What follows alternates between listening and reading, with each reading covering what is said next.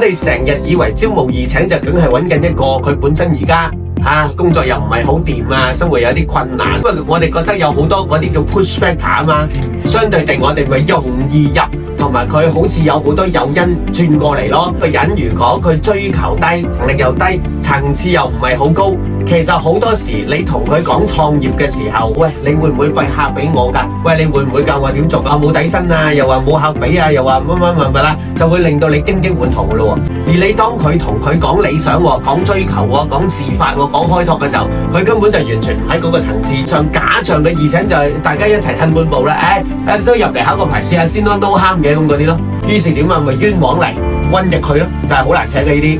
因為你要佢個改變係更加大嘅喎，由冇方向變成有方向，冇動力冇大錢變有大錢，冇動力變有動力喎。你同佢講嗰啲理想啊、策略啊、方法啊、探索啊、成功學啊，佢係完全食唔到喎。